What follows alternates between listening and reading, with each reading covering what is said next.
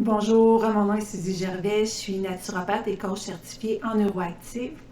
Je suis ici pour faire la capsule sur le sommeil, la partie numéro 2, où je vais parler de plantes, de suppléments alimentaires, aussi d'alimentation qui peuvent favoriser un meilleur sommeil. Quand j'ai un client qui vient me rencontrer, souvent la première question que je vais lui poser quand il vient me voir pour un problème de sommeil, entre autres, je vais lui demander ça a commencé quand, pour bien cibler la cause, puis mieux me diriger aussi sur ce que je vais lui proposer. Alors, si par exemple c'est un problème de stress, un problème relié à des situations émotives, je vais souvent lui proposer des plantes comme par exemple la scutellaire, des plantes comme la catère aussi, la mélisse aussi. C'est toutes des plantes qui vont travailler, aider au niveau du système nerveux, qui vont aider la personne à se sentir plus calme. Donc, ces plantes-là qui ont un effet sédatif vont aider par la suite la personne à entrer dans un meilleur sommeil. Ces plantes-là peuvent être prises sous forme de tisane. Donc, on fait infuser la plante, je vous dirais, pendant 10-15 minutes dans de l'eau chaude. On ne fait pas bouillir la plante, on met l'eau chaude sur la plante pour ne pas briser les propriétés de la plante. Puis, je conseille même de mettre un petit couvert sur la tasse pour bien garder toutes les propriétés de la plante à l'intérieur. Vous pouvez aussi la prendre sous forme de teinture mère, c'est la plante qui a été macérée dans l'alcool et qui a été filtrée. Pour les personnes qui ne voudraient pas prendre d'alcool, j'ai conseillé dans la glycérine. Ça peut se faire aussi comme pour les enfants dans la glycérine, c'est intéressant. Et vous pouvez aussi l'avoir en capsule. Savoir aussi que si vous prenez des plantes, puis que vous prenez aussi des médicaments qui ont des effets sédatifs, comme des médicaments pour dormir, des antidépresseurs, il y a des contre-indications. Alors, dans ce cas-là, souvent, quand les gens viennent puis me prennent des médicaments, je vais plus me tourner vers l'homéopathie. Il y a des formules qui sont vraiment super intéressantes pour aider au sommeil avec l'homéopathie.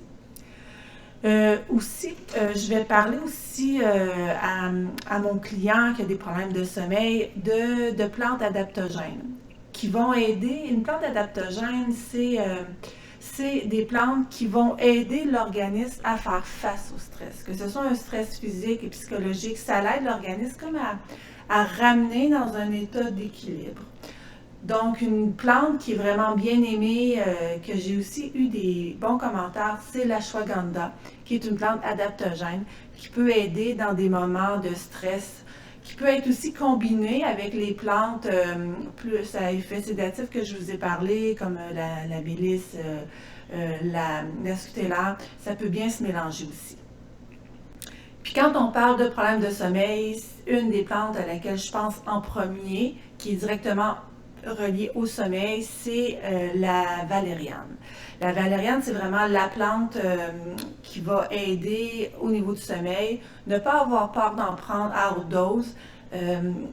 C'est une plante qui, selon les commentaires des gens, c'est varié parce que c'est un peu ce que je retrouve aussi au niveau du sommeil, c'est qu'il y a des plantes qui fonctionnent super bien avec certaines personnes, qui fonctionnent moins bien avec d'autres. Alors, il faut trouver celle qui nous convient le mieux. La valériane, je dirais que pour un petit pourcentage de cas, de situations, ce qui se passe avec la valériane, c'est qu'elle peut faire l'effet inverse. C'est très rare, mais ça arrive. Moi, je l'ai vu là, chez mes clients. C'est difficile à expliquer. C'est pas ce qui en ressort chez certaines explications, c'est peut-être par rapport au groupe sanguin, mais il n'y a rien de scientifique là-dedans. On ne sait pas pourquoi, mais on sait que c'est ce que cette plante-là peut créer dans certains cas.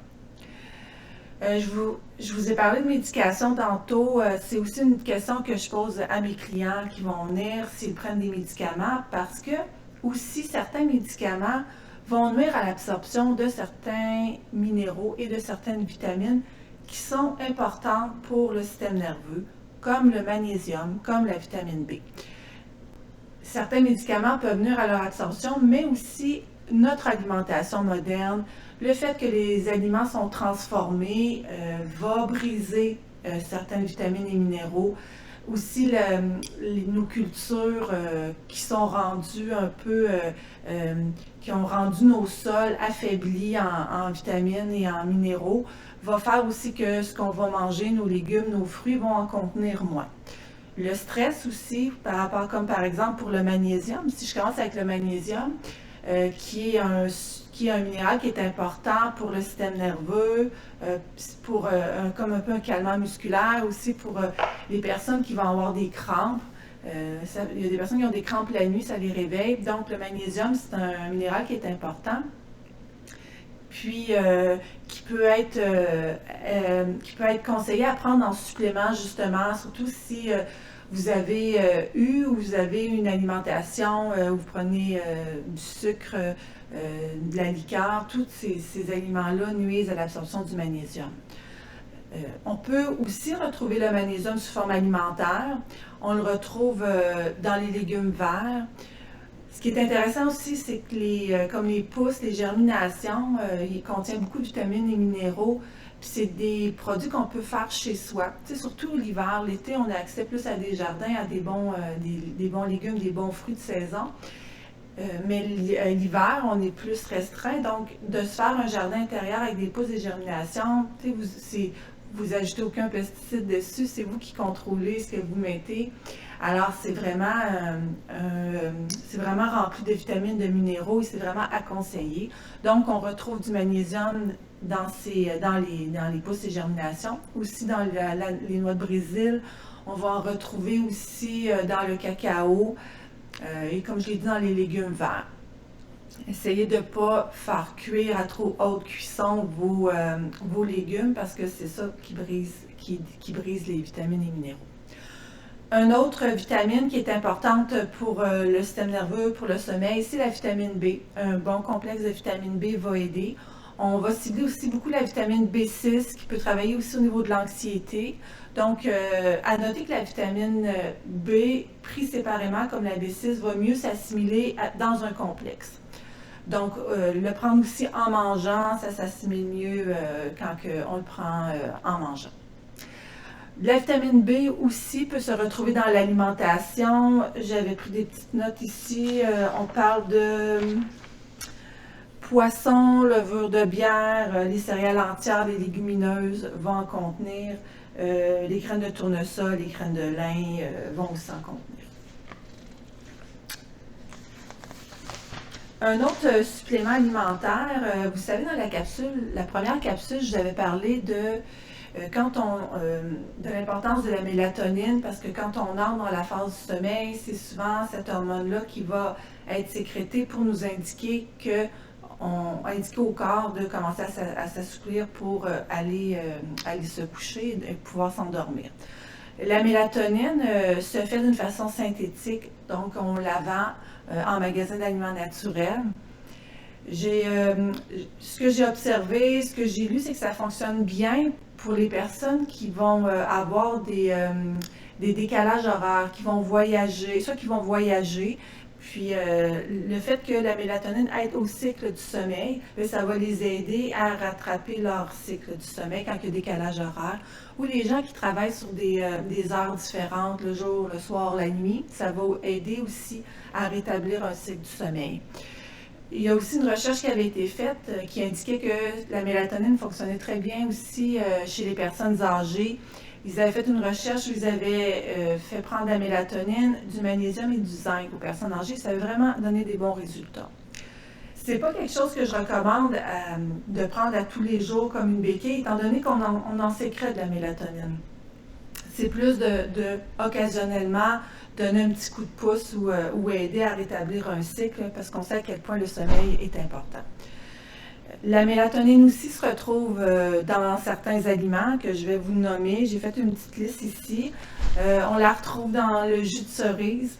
Il y a du jus de cerise qui est vendu en magasin d'aliments naturels puis qu'on recommande souvent pour ça. Dans les noix de Grenoble, les raisins, les flocons d'avoine, on parle de concombres, d'asperges, de tomates, de brocolis. Donc, dans certains aliments, on en retrouve. Aussi, je vais demander à mes clients qui vont venir pour cette problématique-là s'ils ont des problèmes de digestion ou si ils prennent des gros repas le soir avant de se coucher. Parce que la digestion peut nuire au sommeil. Comme j'ai expliqué précédemment dans ma capsule précédente, pour s'endormir, le corps va diminuer sa température.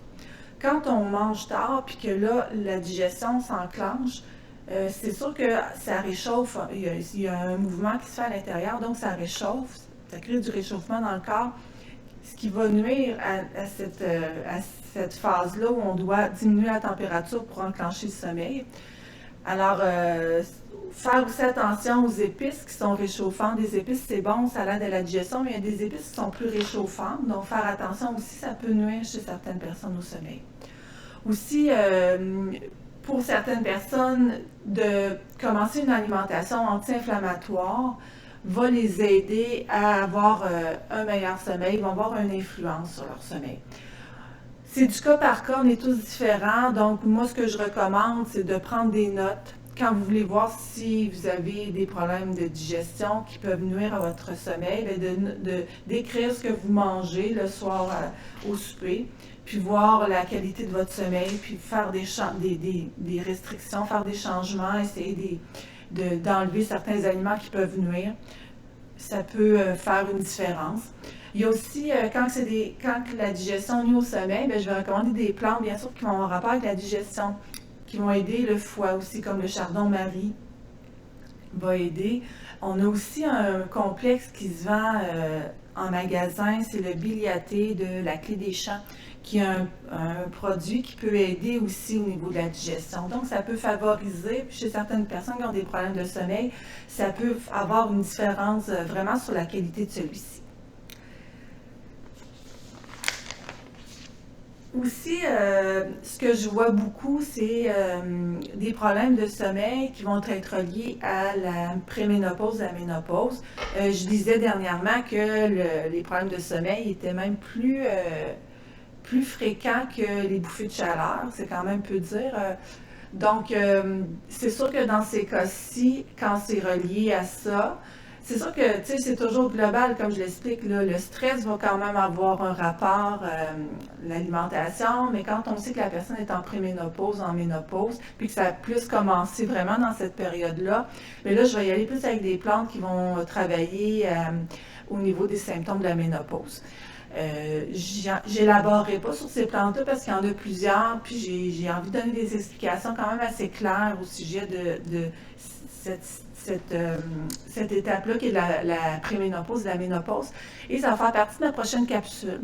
Alors, si jamais c'est le cas pour vous, puis que d'avoir plus d'informations à ce sujet-là vous intéresse, je vous encourage vraiment à vous abonner à ma chaîne pour avoir les capsules qui vont suivre. Puis de partager si jamais vous connaissez des gens pour qui ça pourrait être intéressant d'avoir cette information-là, de partager avec eux.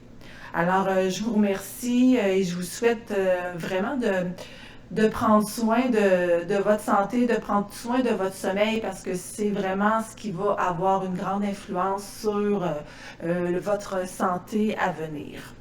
Si vous avez des questions, si vous avez des commentaires, n'hésitez pas à m'écrire et à me les poser. Je prends le temps de répondre à chacun d'entre vous.